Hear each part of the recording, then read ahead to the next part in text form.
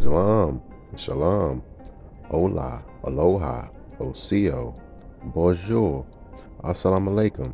This is your brother Tarik Bey, Indigenous American Moor, coming to you live and in full effect. Thank you for joining me. Please like, share, subscribe to my channel. Hit that notification bell if you want to be notified whenever I'm dropping new content. Leave a comment, interact. Thank you. I really do appreciate it. Peace and love to all the Muslims, all the Moors, all over the world, all over the globe. And peace and love to all the other nationalities tuning in. I really do appreciate your viewership. Thank you for joining me. We're jumping back in it again. Another episode of Black's Law Dictionary. Please help me reach my goal. I'm trying to reach 300 plus subscribers. Go ahead and subscribe. Okay, so let's jump back in it. Let's see what we got here. Black's Law.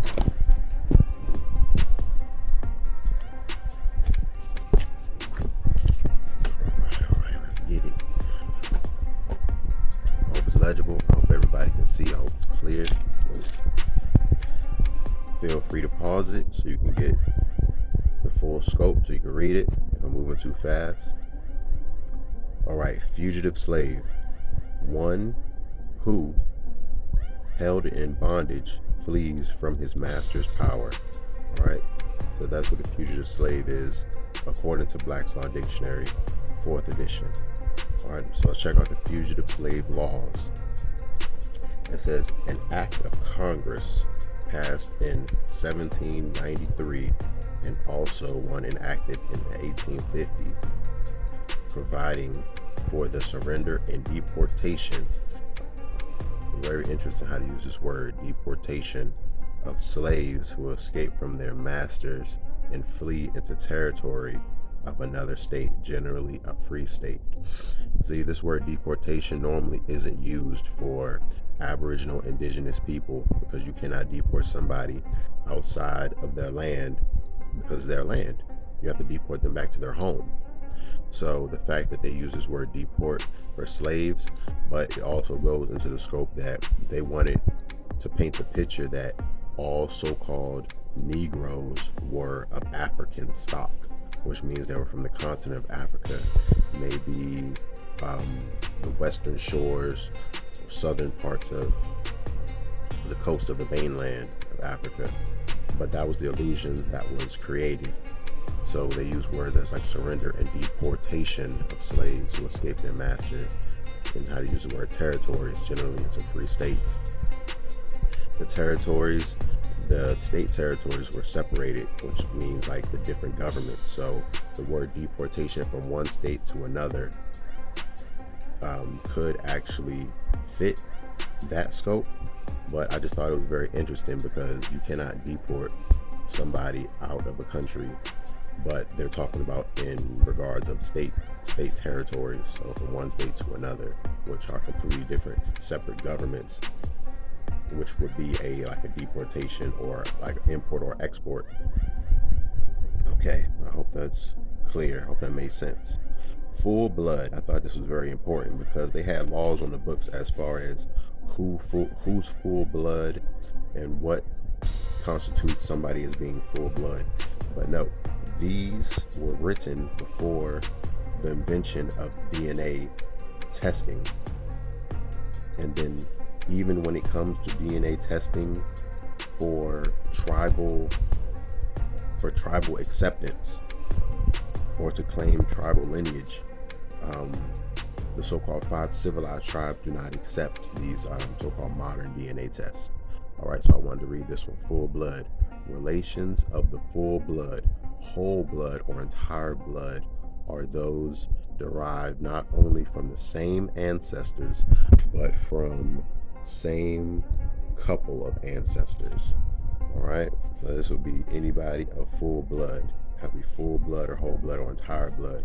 I like to use these terms, but it pretty much denotes to the same ancestry. Okay, moving along here. Full life. Very short, very sweet. In life, in fact, and in law. Okay, so when you This term from full life is the opposite of legal fictions, corporate entities, 13th, 14th Amendment citizens, which are, or persons, which are chattel property, which are entities, paper beings. So when you say full life, that's like a natural living being in full life. It says life in fact and in law. All right. So when you're in the colored status, it takes you out of life, full life in law and in fact. It gives you like a pseudo or quasi life or existence, only in the scope of what they say it is. All right, so let's get these definitions. Fundamental law. All right, fundamental, the basics. The law which determines the constitution of government in a state and prescribes and regulates the matter of its exercise. The organic law of the state, the Constitution. Boom, right there. Constitution. All right. So each state has its own constitution. Each state territory has its own constitution, and all those have been inducted into the Federal Union of States, the United States of America Corporation, which has its own constitution, which is different from the Constitution for the United States of America Republic, the de jure Constitution, which was mirrored, or which was copied from the Articles of Confederation. All right, but I just thought that was very important how it says organic law of the state is real in the Constitution.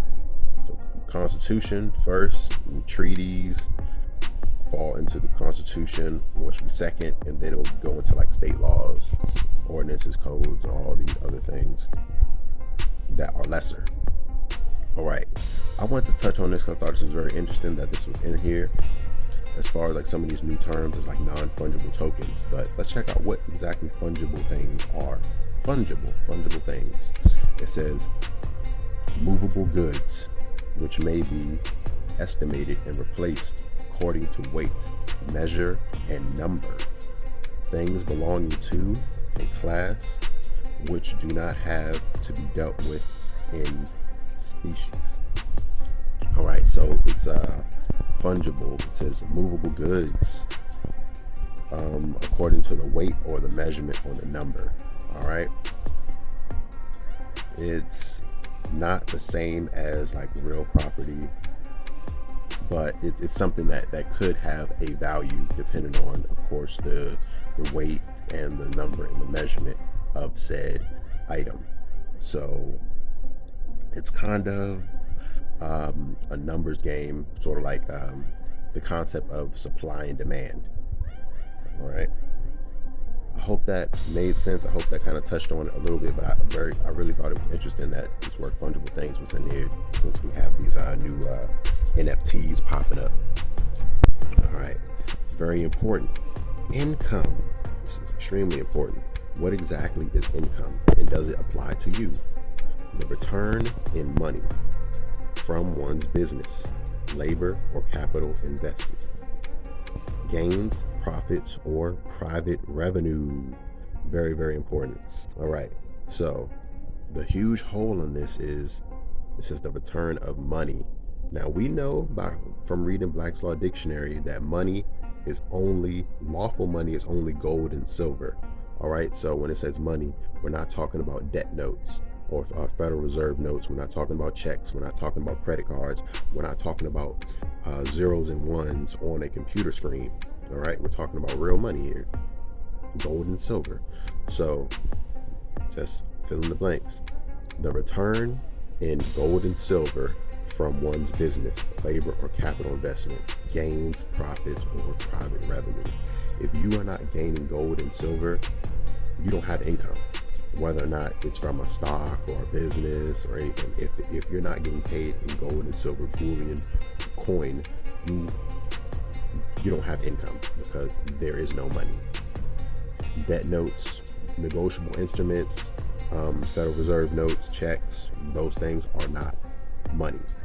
They're not. All right, income tax.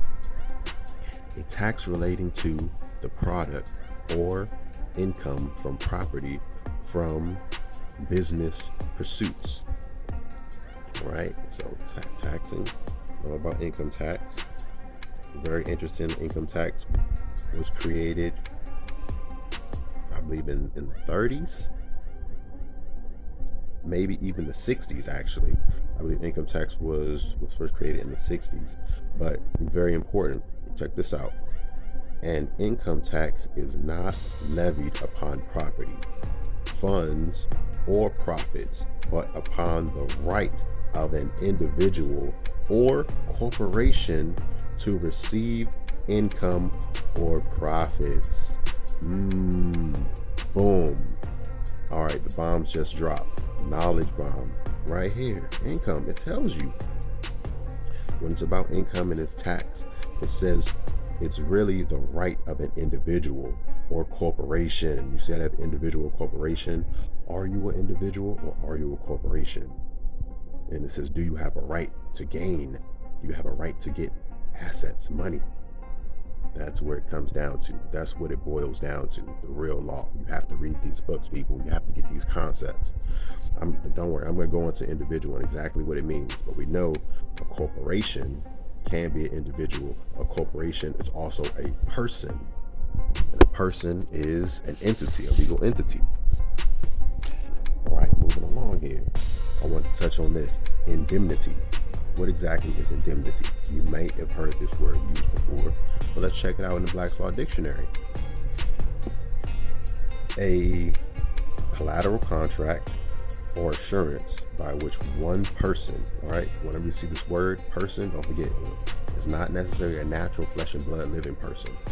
Person in legalese is mostly talking about an entity, most likely. Okay, it says which one person engages to secure another person. All right, which means this person could be a legal entity, it could be a corporation, it could be an individual. All right, so this person engages to secure another person against an anticipated loss or to prevent him from being indemnified by the legal consequences of an act or forbearance on the part of one of the parties or of some third person. All right, so yeah, this word person is being thrown around. Don't forget, it's always a legal person, a corporate person, a corporation, an entity. It's not flesh and blood. All right, very important. I hope it made sense because it's something about legal consequences. All right, so I hope this made sense. Pretty much to prevent something from taking a loss, an anticipated loss. All right, so you see it coming, almost like insurance. All right, skip over indenture. I want to touch on independence. I thought this was very important. Independence in the Black's Law Dictionary. Let's see. Independence, the state or condition of being free from dependence, subjection, or control. A state of perfect irresponsibility. Particularly, independence is the attribute of a nation or state which is entirely autonomous. That means acts on its own and not subject to the government, control, or dictation of any exterior power. That's true independence right there. Now, ask yourself, are we the people independent? Are you, flesh and blood living being, are you independent? Or are you a dependent? Are you a subject? Are you under control? I thought it was very important that it says a state of perfect irresponsibility. No responsibilities. Responsibilities to who? Responsibilities to what? Responsibilities to the corporation, that is. All right? Responsibility to the government entity. That's what it means. All right, let's keep going.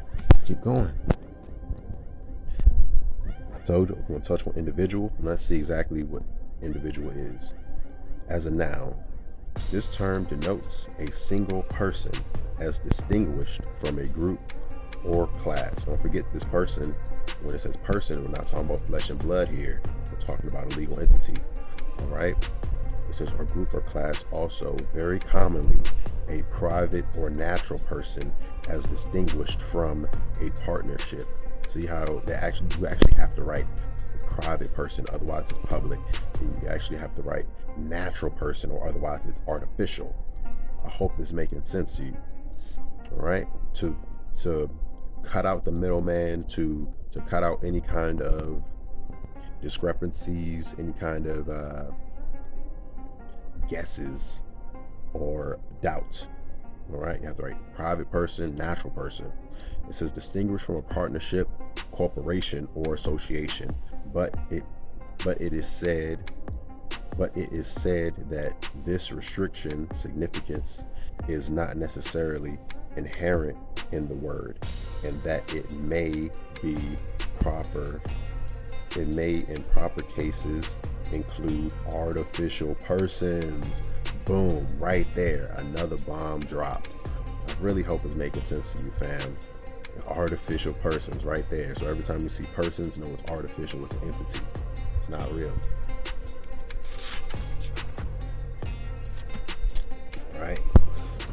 So that was individual. Now I'm about to wrap it all up. I want to check out endorsement. I'm going to cover it really quick. But endorsements, you normally think about signing a like a bank slip, a check or something like that when they ask for an endorsement. Mostly think about it when it involves banking. All right, but check out endorsement in Black's Law. The act of a payee, drawee, accommodation, endorsement, or holder of a bill, a note, check, or other negotiable instruments in writing his name upon the back of the same, without further or qualifying words, whereby the property in the same is assigned and transferred to another. All right, so endorsements, it says when you endorse something, you're pretty much autographing a negotiable instrument, and you're giving it life. You're autographing a negotiable instrument, a check, a note, a bill. All right, and you are the drawee. That means you have the account. It says you're the payee, the act of a payee or drawee. When really we are the account holders. We are the creditors. All right. When it comes to being a creditor or a debtor, we, flesh and blood, living beings, natural people in full life, we are the creditors. But they have us operating in a system that makes us operate as artificial beings, and it tricks and manipulates us into believing that these all capital letters names and the way that they operate within that system are the flesh and blood living beings. All right, I hope that made sense to you, fam. Once again, this is your brother Zach Bey, Indigenous American Moor. Thank you for joining me. Peace and love to the Prophet, to Muhammad, to Buddha, Confucius, all the prophets, and to the Most High. I'm out. Peace.